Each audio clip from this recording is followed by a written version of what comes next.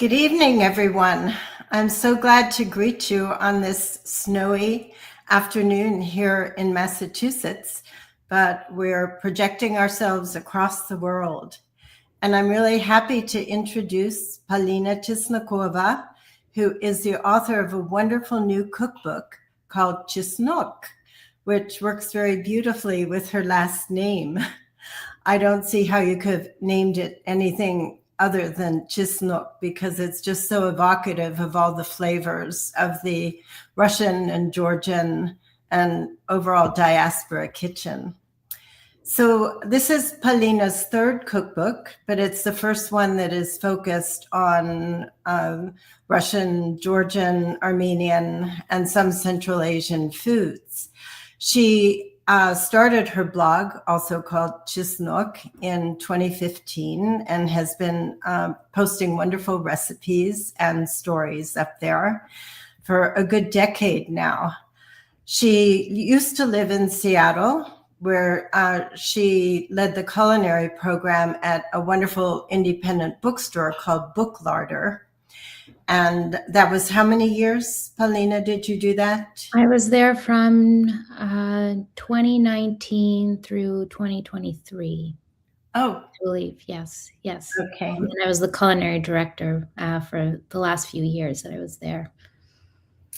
And now she has decamped to the East Coast and is actively raising a young family with an almost 4-year-old son and a 6-month-old daughter. Yes. So her hands are full, but she still finds time to cook. So I wanted to jump into the conversation by asking you to tell our audience a little bit about your background, because there's so many different influences that have come to bear on your family table. That's a really great question, Darra, and thank you so much for the introduction. So a little bit about my background, my family's background. And like you said, the garlic is sort of this perfect symbol for all the disparate cultures and cuisines that play into my upbringing and the food that my family cooks. My mother's side of the family is Russian. They were originally from the region of Penza, and during the 1920s, migrated to Tbilisi, Georgia. And so my mom and her 10 other siblings all were born and raised in Tbilisi. And my father's side, he's Armenian, and they also sort of at the turn of the 20th century immigrated to Baku, and his parents and they were born there, and my grandfather served in the Soviet army and was stationed in Tbilisi. And so my father and his sibling, just one sister, they grew up in Tbilisi. And my parents met there, married, and I was born in Ukraine, in Kherson, and where much of my family still lives. And we moved to the States in 92. I was born in June of 92, and we moved to the States, to Rhode Island, in September when I was 3 months old. So very brave parents. Yes, I know. Now that I'm a parent myself, you kind of hear this family not folklore, but you hear these stories over and over again. You don't really appreciate it until you're, an adult and trying to raise a family yourself. And starting anew in a new country with a 3-month-old is very brave. Yeah. Some of my closest friends from my Moscow years back in the 70s and 80s also emigrated a little bit earlier than your family did, but they came to Rhode Island as well. And it was a very welcoming place for Russian immigrants. And they pretty quickly found a community there. And did you go there because there was already a Russian community, or did you have extended family already? Yes. So my aunt, Natasha, and her husband, Enver, they were the ones who moved to Rhode Island first. And that's also because they had friends that had moved, and their friends, sort of convinced them. They had their pick of, California and Tennessee. And now I'm like, why didn't you pick sunny, warm California? But they had friends that were in Rhode Island, and they convinced them to move to there. And then once my aunt and uncle were established, they started calling over the rest of my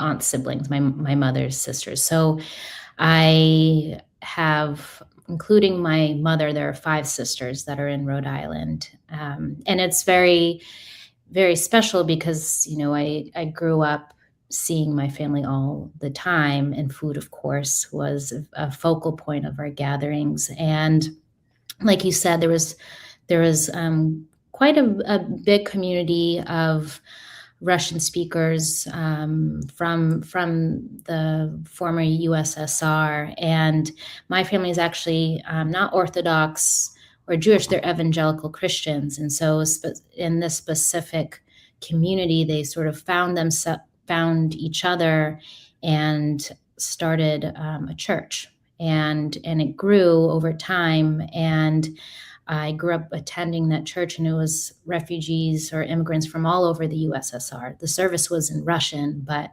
the congregation was sort of a mix of Eastern Europe, people from Eastern Europe, the Caucasus, and Central Asia. And that was the community that I grew up with. That's unusual. Yeah. And I'm wondering how much of that background of evangelical Christianity is reflected in the food, because you're not celebrating the Orthodox holidays, but it's a different rhythm throughout the year. And maybe you could speak to that, and then we will get to the New Year's feast. Yeah. And celebrates that. Of course. So like you said, unlike the Orthodox, we didn't really have Lenten fasts. And we followed it's not the Julian calendar, the Gregorian calendar. Yeah. Thank you. And so we had, Christmas for us was a very big holiday, and Easter, and in October, we had Jatva, which was sort of like our Thanksgiving in October. And then, of course, the foods, again, we weren't really following an Orthodox Lenten calendar. And so,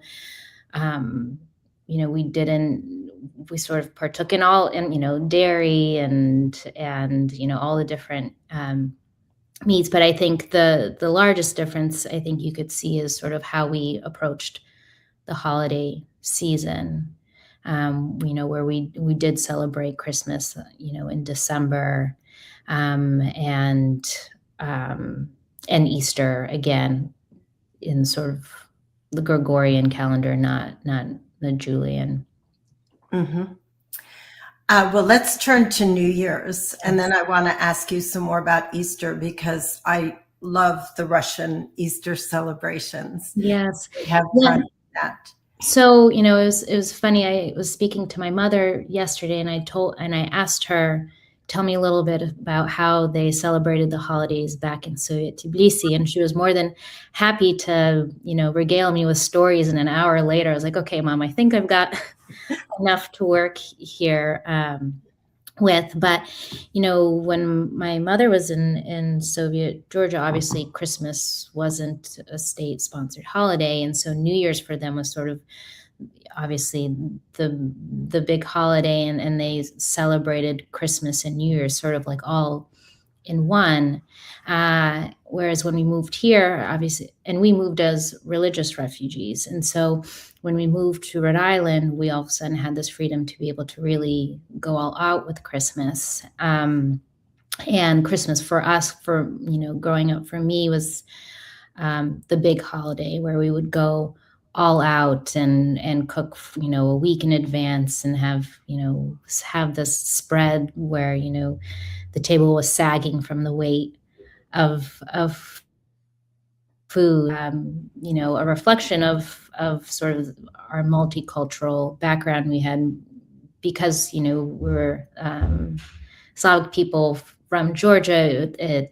It skewed heavily Georgian. We had lots of Georgian dishes, the tabaka, the hachapuri, palis, the fried eggplant rolls, satsivi, of course, which is for Georgians a very traditional New Year dish of poultry and walnut sauce with the komi.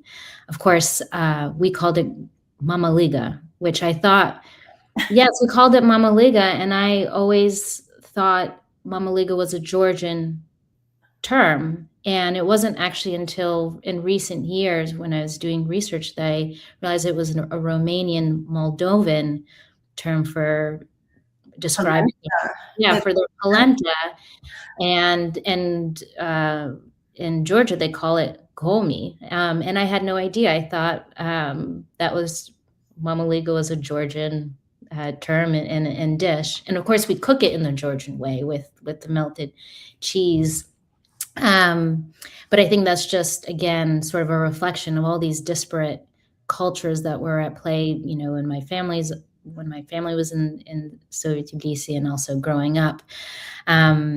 So satsivi, mamaliga / komi. And then, of course, we had either Armenian dolma or your Ukrainian galupsi.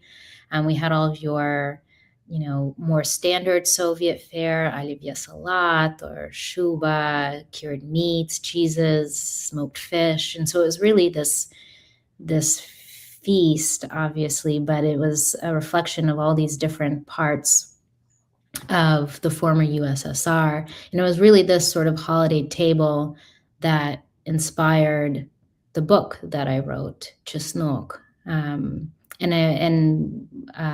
If you read the book, the introduction begins with a description of this table. Mm-hmm. A very mouthwatering description. Yes.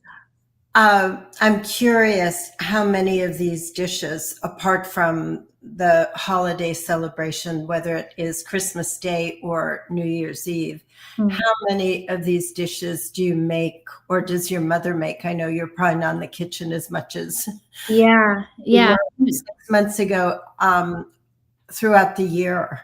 Or are these foods that you really want to ritualize and save for special occasions? Right. That's a great question. I would say it's a blend. Some of these dishes, like the satsivi and the gomi and the different palis. We do one with, which those who aren't familiar with, it's a vegetable pate, Georgian vegetable pate with walnuts. We usually make it with beets and spinach. Many of these dishes we do kind of save for the holidays just because they are a little bit more labor intensive. New Year is actually, interestingly enough, it's still sort of special for us. But I think because we go all out for Christmas, New Year's is a little bit more laid back. We still have, our olivia salat, or you have to, or shuba. This year, my mom made vinaigrette. But instead of all, 4 or 5 different mains, we'll have maybe a roasted chicken, sort of chicken tabaka, and some zharna kartoshka. And, of course, our sauerkraut and pickled tomatoes and cucumbers. But it's a much more sort of restrained affair. But so those are sort of, for me, I still in my mind are sort of holiday or, special occasions, whether it's birthdays or Thanksgiving. But a lot of the rest of the dishes are foods that we cook all year long. Many of the soups, the borscht with beets, or zelyony borscht, green borscht, kotlety, grechka. A lot of the kind of breakfast items, blinchiki, oladushki, sirniki. I cook a lot of that for my family. And so there's actually, especially since the book came out, there's not really been a week that's gone by that I haven't cooked from the book myself, just because a lot of it is sort of family friendly food in the sense that maybe some of it's labor intensive, but we always make everything in large quantities. And so we just enjoy it for many, A many few days. days. Yeah. Yeah. Yeah. I'm curious with these 5 aunts that you have, did they marry or have partners who are of different ethnic backgrounds? And did that come to bear on the foods that they're making within their nuclear families? And then it becomes part of your larger family celebration? Yes. So my mother married, my father was Armenian. My other aunt, she married a Georgian. The other one married a Finnish man. And I think the other one, he grew up in Georgia, in Gabuleti, which is, I think it was in Abkhazia, right? Or no, it was just, It's on the West Coast. Yes, on the West Coast. I couldn't remember if it was in Abkhazia or not. But he ethnically is German and Turkish. So yeah, it's sort of this like mixed bag of different cultures. And I would say, especially for, my aunts, Natasha and Olga, they sort of married into these Georgian families. And so they sort of, as new brides kind of were put through this kind of crash course of cooking Georgian cuisine. And my Aunt Olga, especially, has just this talent for cooking where she can whip nothing, a whole feast out of nothing. And so a lot of these Georgian dishes are thanks to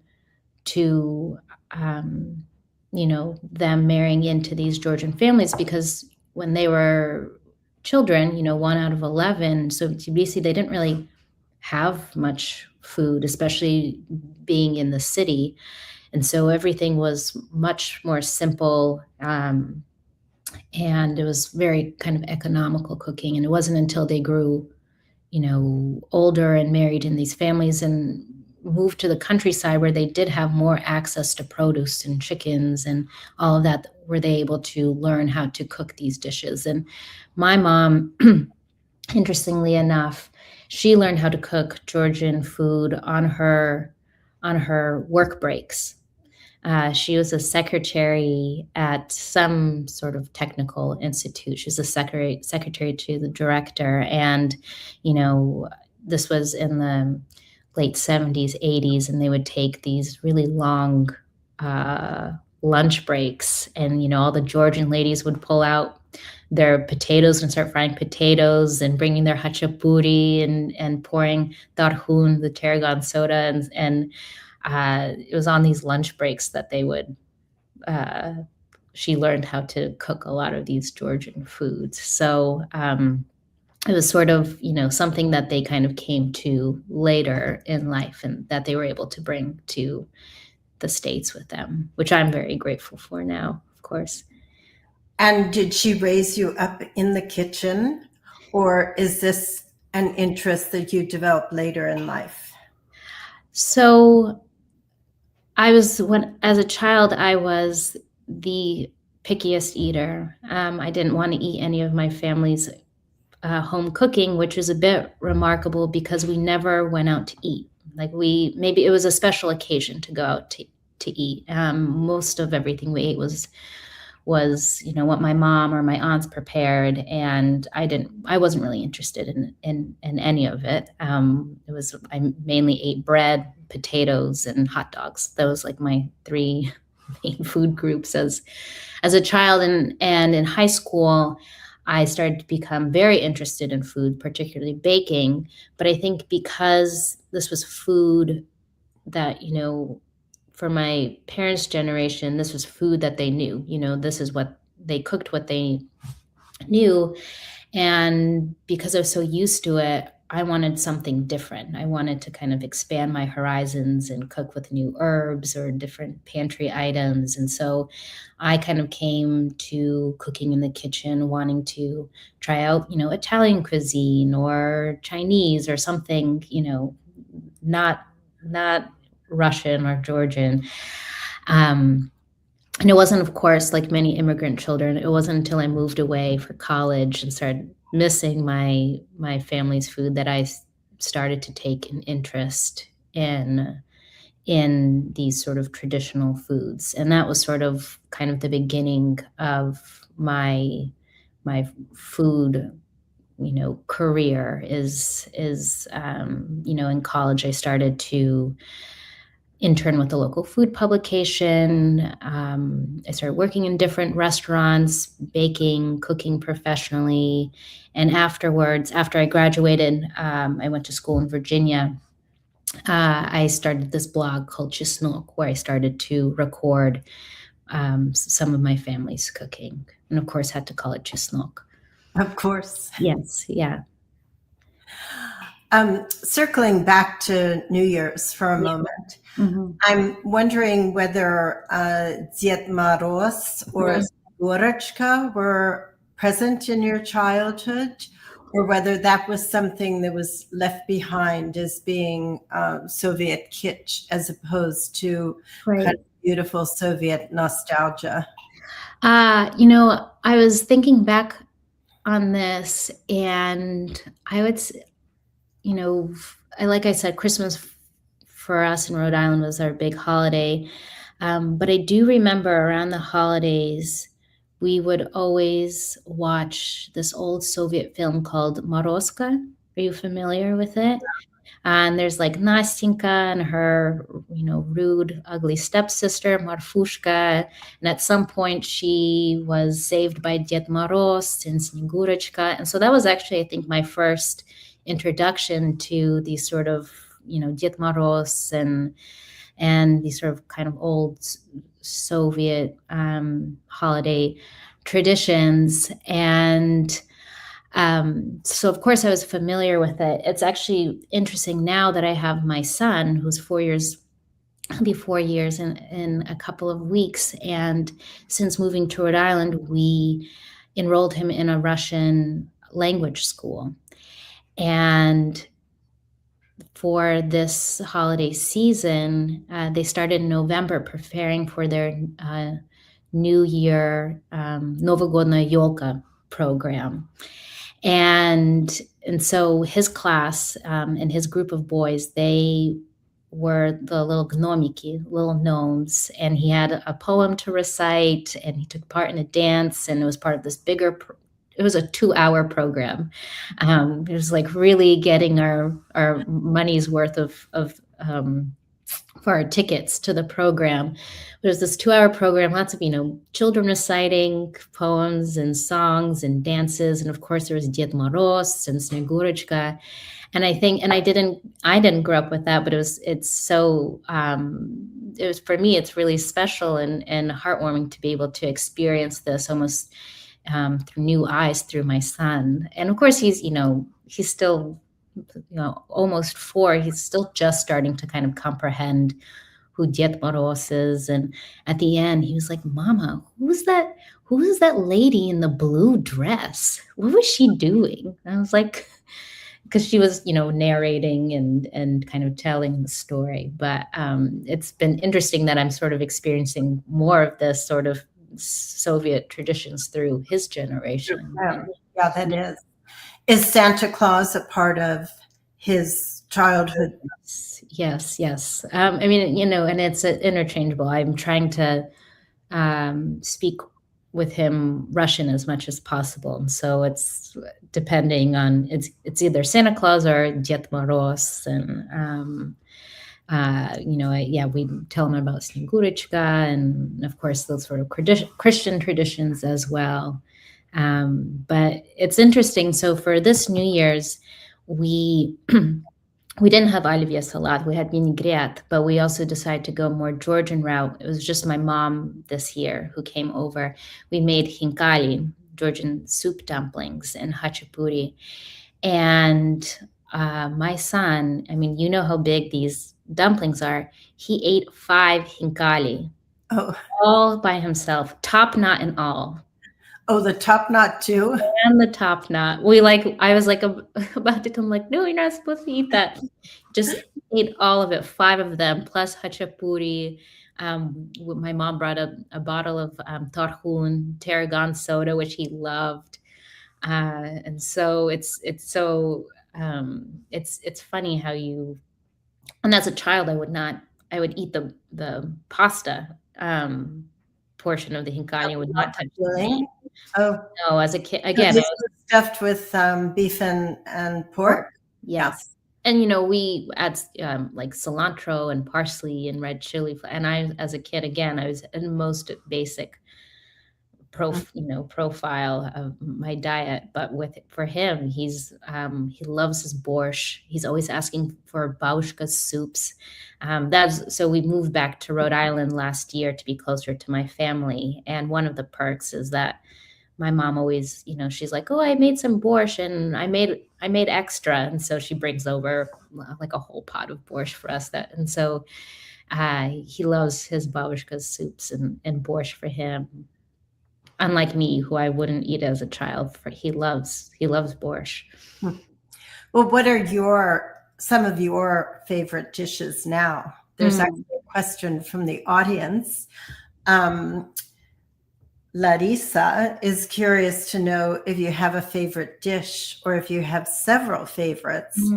And also, what do you usually eat for breakfast? It sounds as though you have lots of blinchiki just. I mean, not every day, I wish. So some of my favorite foods, borscht is absolutely, one of my favorite foods. It very much for me encapsulates home cooking and my mother's cooking. And, when I lived away, even like weeks ahead of my arrival home, my mom started asking me, what do you want me to cook for when you come home? And I'm like, Mom, I'm not coming home for another 3 weeks. Why are you thinking of this? But I would always ask for borscht because it was so nostalgic and comfort food. And how does she make it? I mean, is it very meat heavy or is it vegetarian? It depends. I love it with beef. She'll make it with beef shanks. I know some people make it with like oxtail or short ribs, which for me is like a little too rich, but beef shanks is kind of perfect, and she'll cook it until it's tender, and then she'll use that broth as the base. And we'll saute onions, carrots, Anaheim peppers, which is a little bit smoky, but it's the sort of perfect balance of, the savory bite and sweetness. And it's reminiscent of the peppers that they cooked with in Georgia, or at least that's what my mom tells me.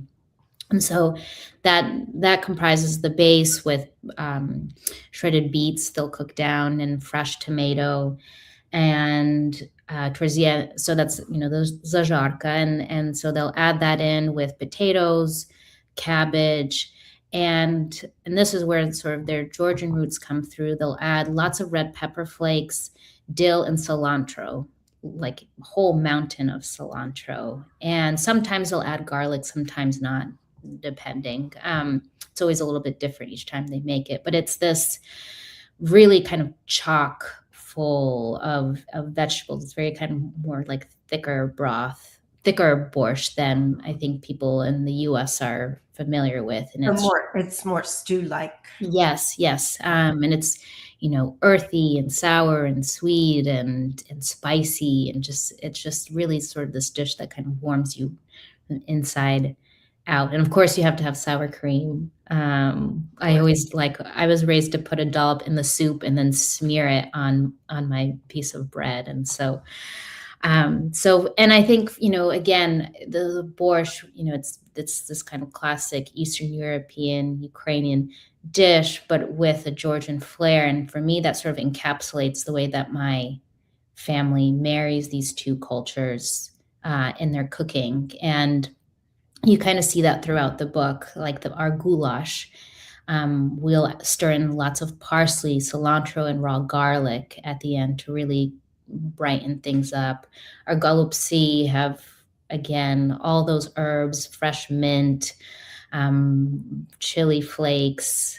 So everything is very, very flavorful with lots of herbs and garlic, which is, very indicative of Georgian cuisine. So those are some of my favorite dishes. If you ask my husband, his favorite dish is chakapuli, Oh, which Dara, I actually always think of you when I get, because when I was reading your book, The Georgian Feast, you had the description of chakapuli that has stayed with me. So for those who aren't familiar with it, it's sort of this lamb braised liquidy stew. It's cooked in its own sort of juices and white wine, and then you add lots of tarragon and cilantro and sour plum sauce, kimali. And the way that you described it, you said, it's like redolent with herbs and kind of sort of pungent with, wine and kimali. And for you, it's sort of this encapsulates the true essence of Georgian oh, cuisine. And I remember when I read it, and it really kind of, it sat with me. And so when I talk about chakapuli, I always use your description, because I think a lot of people are familiar with hinkali and hachapuri, but they don't really get past, these sort of carb cheese, heavy cheese, dishes. meat, yeah, Right. And there's so much more to Georgian cooking. There's sort of these masters with herbs and yeah, and the balms. aromatic. Yes, So yes. So aromatic. I made chakapuli. Sometimes we'll actually make chakapuli for New Year's, because even though it's a springtime dish, it's sort of, again, you're using really nice lamb, and so sometimes we've made it for New Year's. But the other week I prepared it because I found tarragon, like huge bunches of tarragon at our local Hispanic store. And so I was like, I'll have to make chakapuri. And my husband's like, well, I think this is my favorite dish in the book. Aw, So, and then quickly about the breakfast question. Gosh, I wish I ate blinchiki every morning.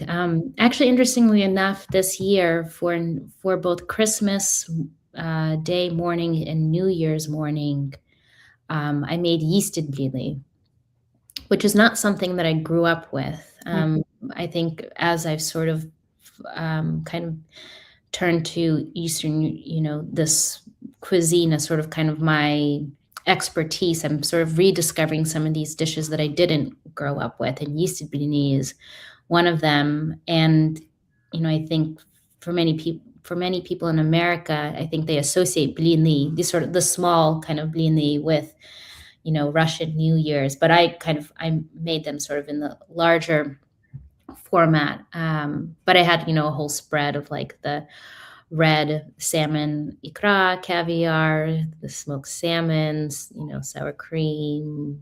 and did you use buckwheat, or was it all buckwheat or half and half with So I wheat? kind of experimented this time around. I did a bit of I did buckwheat and just all-purpose flour.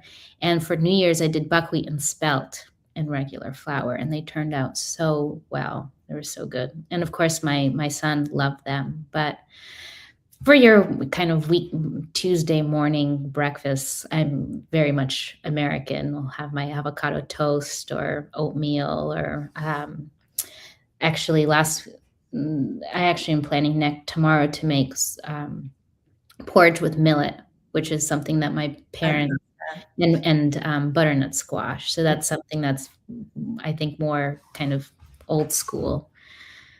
But Another question that someone has asked is, where do you source your ingredients? You're in Providence, and Providence has, I'm so jealous. We're, in this very rural area. We don't even have a grocery store in town. oh wow, So, yeah, even to get basic provisions, it's sometimes a trek. But you mentioned there's a Hispanic grocery where you found this beautiful tarragon, and of course you can get cilantro whenever you want it. Yeah. But what about the Georgian spices? I know you have a favorite purveyor. Yes, yeah. So maybe you can give a shout out too.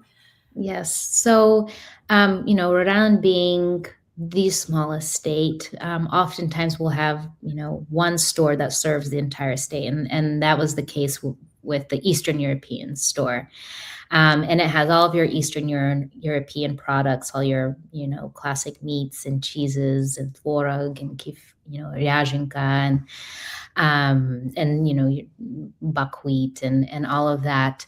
And so we would always go there. And they also had, the chocolates, and they would bring in cakes and, all sorts of foods from Brighton Beach in Brooklyn. Unfortunately, that store closed last year. The woman retired, but there's a whole chain of supermarkets right outside of Boston called Baza. Have you been to Baza? No, I haven't. I usually go to New York. Okay. Yeah. New York is like this mecca of between Brighton Beach and all the net costs. And I'm envious of those who live in New York, but they, similar to net costs, sort of supermarket, it's called Baza, and there's a handful outside of Boston. And so we'll make the trek. It's a 45-minute drive. But for us Rhode Islanders, it's like a day trip. You pack a lunch. And so that's where we get a lot of things. Speaking of the Georgian spices, historically, it's like whenever someone was going to Georgia, we'd put an order in, a zakas of give me these spices, bring me back these spices, or ajika.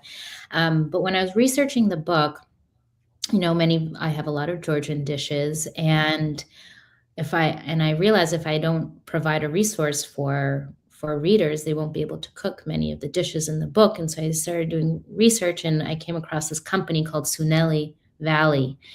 And when I went onto their website, a lot of things were out of stock or like low stock. And so I thought maybe they were going out of business. And so I emailed them, and they're like, no, like we're actually just getting started. Like we're about to have a major rebrand, restock. And the two people that run Suneli Valley actually have become very good friends of mine. And when I was in Georgia last year, they actually took me to the countryside where they process all of their ajika and their spices, and took me to some of the farmlands. They're really lovely people, and they work with sort of these small villages to make these spices and the kamali. And so I've been sort of an unofficial ambassador of their products, and you can get them online through their website or on Amazon. And I think you've tried them. Oh, yeah. They're the real deal. The spices are really great quality. Ajika took me right back to my childhood. So like spicy and salty and fiery, and then, so yeah, I love Suneli Valley. And a lot of times for the kumali, when I lived in Seattle, we had such an abundance of stone fruit and plums. And so I made kumali every summer and have it so it kind of lasted me through the winter months too. So some of it, we're very lucky. And I think 10 years ago, this was not the case. No, it certainly wasn't. And I remember when I wrote the Georgian Feast, which came out in 1993, just when you were barely a year old. Yeah. I couldn't even find cilantro. Oh, I wow. mean, I had to travel for an hour to get some, and it was usually just very wilted. So yeah, or you buy them in the little clam shells, which is not how you cook in Georgia. They didn't have clamshells then. Oh, wow. Okay. Not even. It was a long time ago, but in some small ways, the world has gotten better. Yes, absolutely.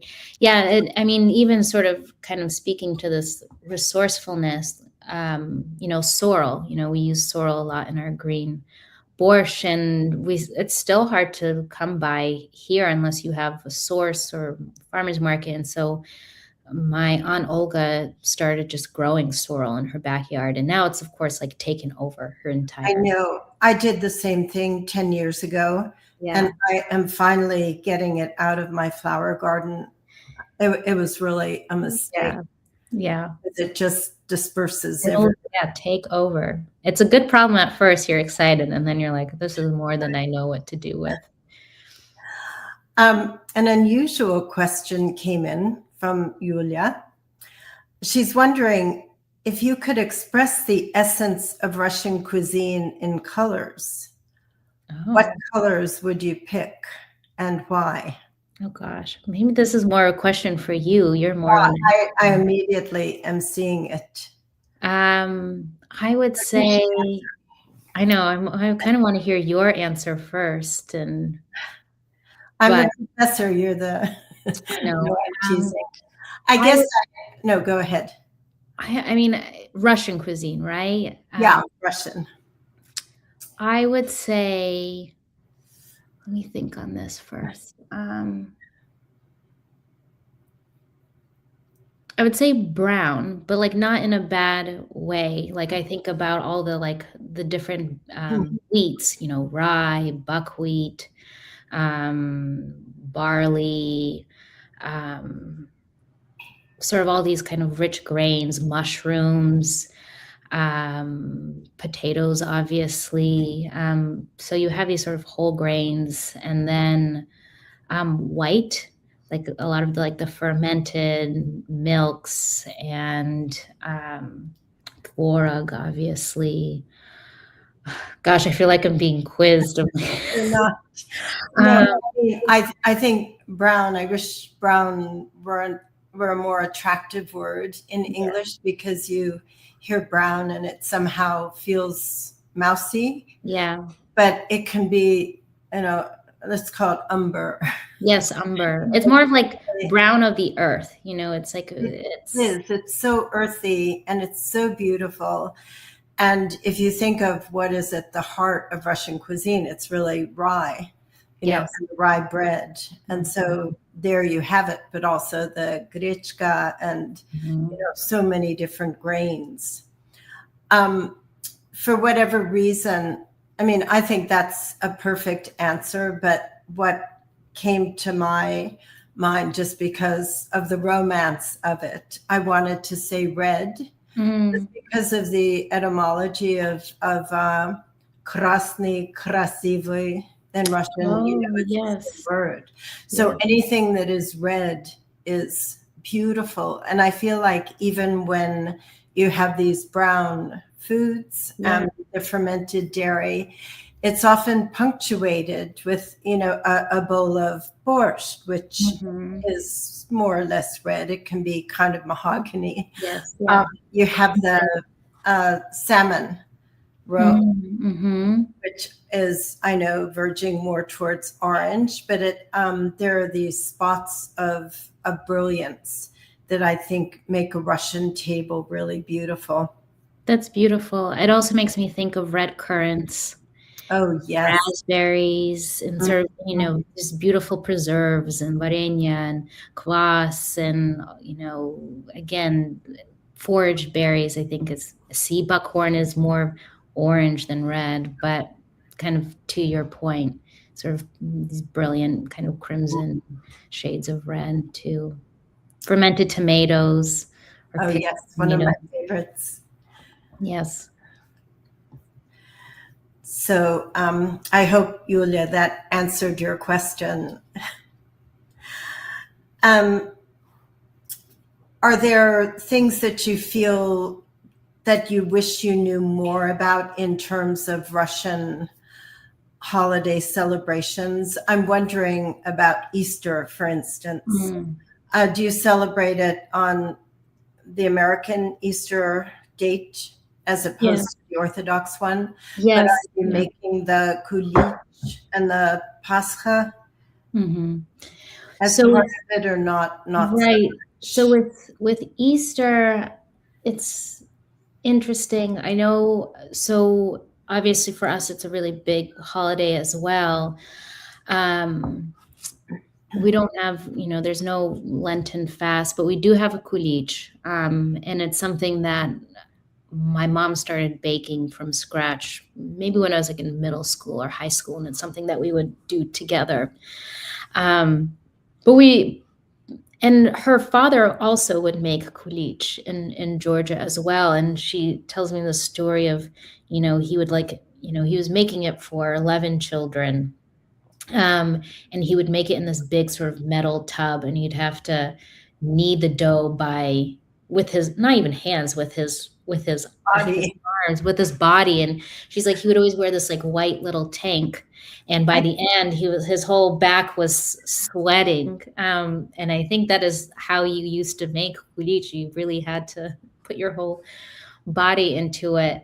But so they would have kulich, and it's something that, I think for them too kind of symbolized rebirth and life and Christ. But we didn't really make the pasca, the cheese spread. We would sort of dye eggs, but using like different herbs like the parsley leaves or cilantro, and kind of press it against the surface and then of the egg and tie it up with a pantyhose and boil it in like onion, like water. Onions. Yeah, dyed by onion skins. And so I don't know if that was purely Russian or Eastern European, but we certainly did that, and we would do the competition to who you tap the eggs against each other, and if yours broke, you would lose. So there's like these sort of like little traditions. I don't know how much of it was just sort of kind of cherry picked from Orthodox tradition, just by virtue of them living in predominantly Orthodox country. But so those were a handful of sort of the traditions around Easter. Mm-hmm. Yeah. And for the Jatva, the harvest celebration that you had, what time of year? So that was always in October, and it's similar to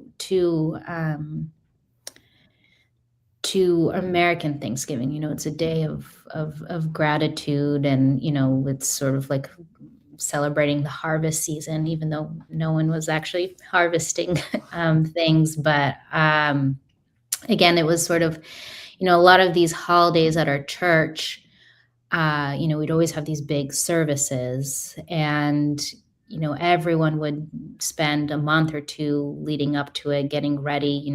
All the choirs would practice. Children's choir would sing their songs. All the children would be assigned poems to recite, or we'd have duets or solos, and afterwards it would always be followed with a big feast. And so that's another really big sort of inspiration for the book, for Chesnok, and also sort of my understanding of this cooking is that we'd have these massive church potlucks, and it was sort of this combination of kind of your traditional Soviet fare with sort of like national hits from whether it was like plov or hachapuri, or from different former Eastern Bloc countries, and then more kind of like regional dishes that different families would bring. So for instance, the church was predominantly Russian and Ukrainian, and had a lot of Ukrainian dishes. And one of them, Babushka Galia, would always make a hotel pan worth of nalisniki, which are blinchiki, or crepes filled with farmer's cheese. And somehow the way that she was able to do it, they would like melt in your mouth. They're so tender, and like I would eat like 5 in one sitting. Like I always and I was always so excited when she brought them, and I tried to include them, or I tried to include her recipe in the book. And when my friend Yana, her granddaughter, got the recipe, she doesn't work off of a recipe, but it was like enough to make like 100. Like, it's like these women don't know how to make small portions. It's always in these big quantities. But it was a way for us to kind of strengthen like our connection to our culture through foods, and also from at least my generation to kind of discover these other different cultures and ways of cooking that my family didn't necessarily follow, but I was able to experience at church at these dinners, which was really always special. Mm-hmm. Of course, we'd have some like American foods like pigs in a blanket. Of course. Can't do without those. Yeah.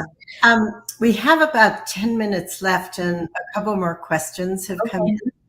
So one asks, when and how did you first get into cooking? But I feel like we pretty much covered that. You became interested in it basically in high school, and more so when you left home and you start thinking about what you were missing, and also experimenting with other cuisines that you hadn't grown up with. Right.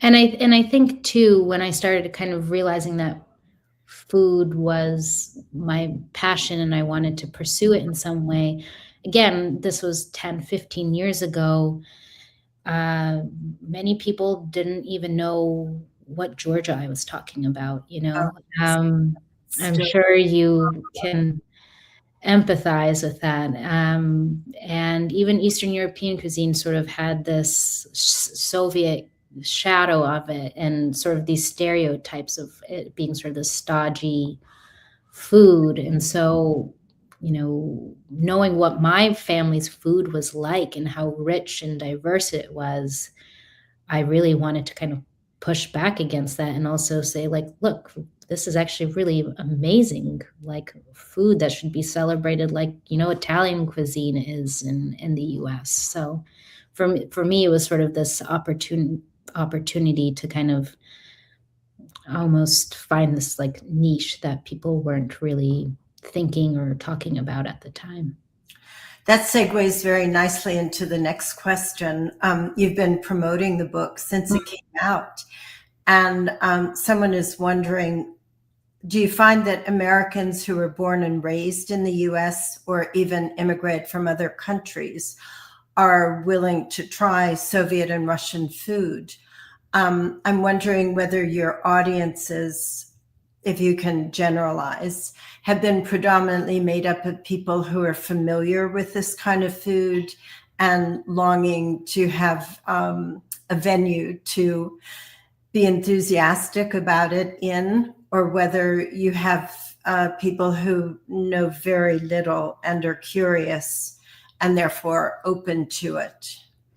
I think it's a bit of both, right? I think I have many people who reach out, you know, if it's, you know, especially my generation, it's like, you know, this is the food that I grew up with. My babushka cooking these foods, or my mom cooking it, and they didn't really preserve these recipes for themselves. And so they're able to have this book that is a reflection of their family's cooking and also their immigrant background. I don't think there's been many cookbooks, especially in the Eastern European realm, that really focuses on this immigrant experience. And so I've had many people who've reached out that have thanked me for writing the book because they see themselves and their family's story reflected in those pages. And that just means so much to me because, you know, I wrote this book, one, to preserve these recipes for myself and my own children, right? But also to speak to this immigrant experience. So there's a bit of that. And